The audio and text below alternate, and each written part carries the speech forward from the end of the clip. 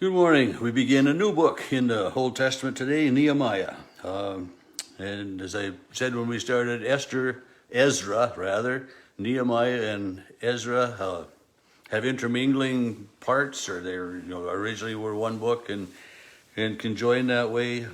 Nehemiah, the book of Nehemiah, we hear two different times where Nehemiah journeys to Jerusalem for the rebuilding. And in my head, the years don't really match up with some of what others are, but the process took a long time regardless. And as Nehemiah begins, it says, the words of Nehemiah, son of Hakaliah. In the month of Chislev, the 20th year, I was in Susa, but it's during the reign of Artaxerxes, around 445 BC, that his first journey to Jerusalem happens, as we, in chapter 2, we'll get to that. But he is one of the exiles, and he hears of the devastation. He says, I asked about the Jews that survived and those who had escaped to captivity, and about Jerusalem. And he found out that, the Jerusalem, the holy city, was broken down and destroyed. And it says, I sat down and wept and mourned for days, fasting and praying before the Lord. And we find that often in Nehemiah, that he prays to God, that he refers to God, that he relies on God, that he trusts God in these things. And so he's had the upbringing, and we know him as somewhat of a prophet anyway. But he says, O Lord of heaven, the great and awesome God who keeps covenant and steadfast love with those who love him and keep his commandments. So he knows who God is, and he knows the promise of God, and that God is faithful to those who are faithful to him. He has that understanding. And so many in our world today don't know that about God, that God is faithful, that God is willing to hear and willing to listen, and always open to them coming to him openly and honestly.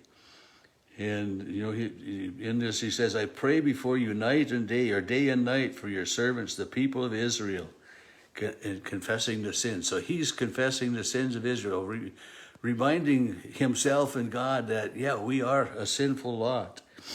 And then he says, he prays to God. He says, remember the word that you commanded your servant Moses. If you are unfaithful, I will scatter you. But if you return to me and keep my commandments, though you are outcasts, I will gather them.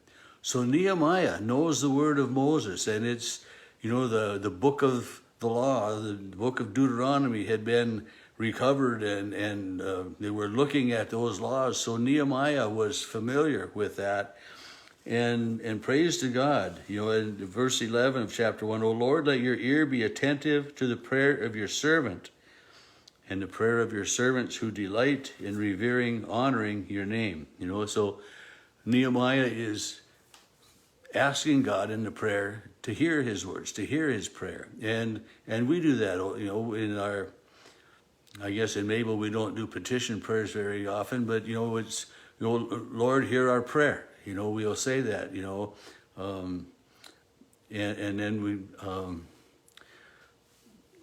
we come to God and ask that he would hear our prayer, that he would know the concerns of our hearts and of our minds.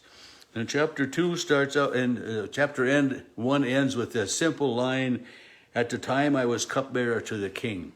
And it seems like a simple line, and what significance does that have? But, if you remember, in Solomon's time, or in King David, or was it? But the cupbearer had been, was one of those who had been sent to prison. Well, the cupbearer was a trusted person that would taste the wine, anything that the king was going to drink, to make sure that there wasn't poison in it.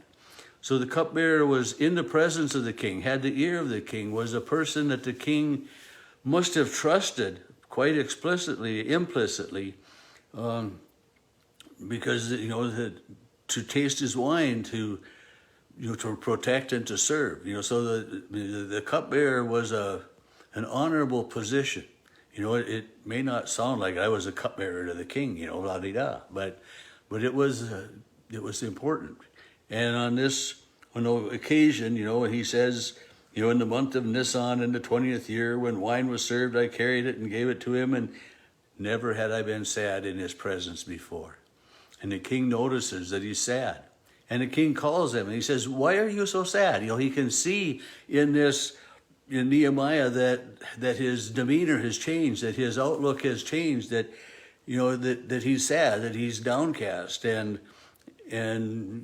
sometimes, if you encounter somebody, you might say, well, why the sad face? Or, we can tell that about people sometimes, people that we know. I mean, you can walk past 50 strangers and not know for sure if they're happy or sad. Maybe they'll give you a grin or a smile at you. That gives you a little bit indication. But the king knew Nehemiah, and he knew and understood that there was something bothering him. He was sad. And he says, what's bothering you? And Nehemiah says, I have found out that the city of my ancestors, where my ancestors are, the graves are, that the city is devastated, it is laid to waste.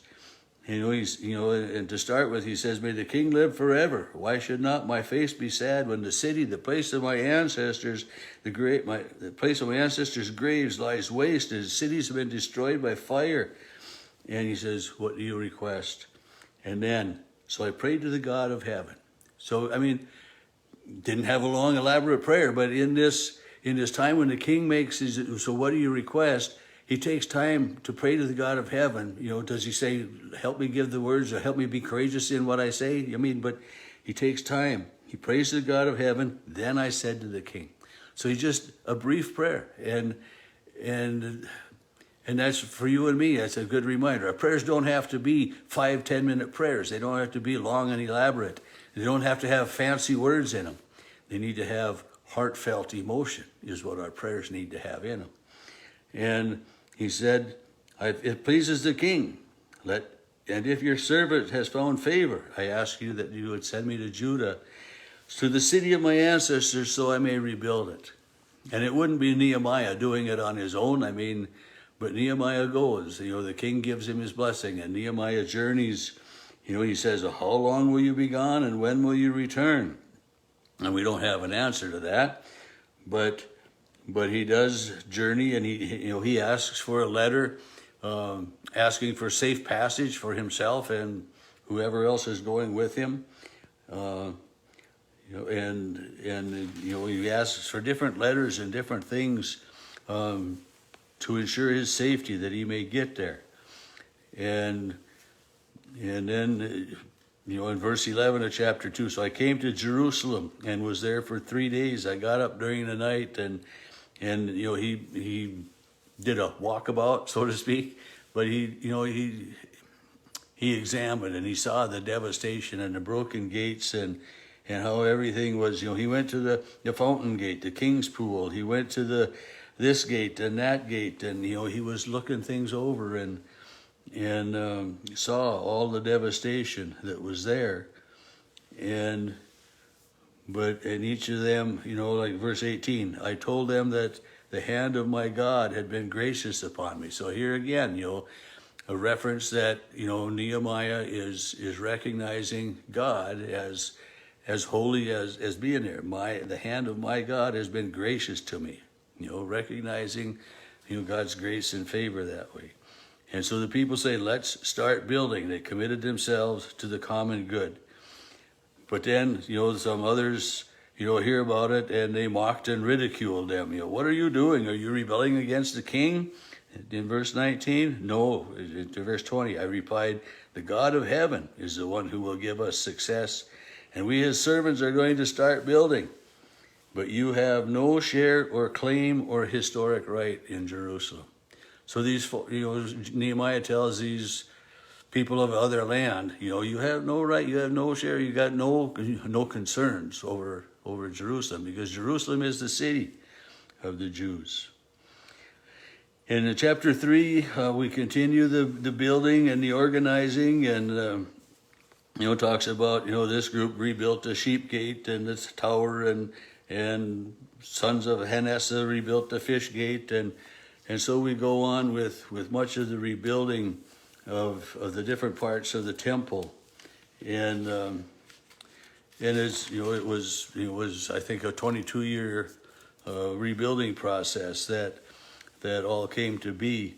But as the end of this reading in chapter 3, the upper room in the corner of the sheep gate, and different people were making repairs. So it was just the continued building, the rebuilding of the city of Jerusalem, and talking about all of the different gates. And I don't know if I remember reading how many different gates that there were that came into Jerusalem, but there were quite a few. And the city of Jerusalem must have been quite large, because it had walls around it, and there were a lot of people there. But here we see in Nehemiah the decision to rebuild the walls and to and restructure it. And the rebuilding of the walls first makes sense, because if the walls are rebuilt, and then you have protection within.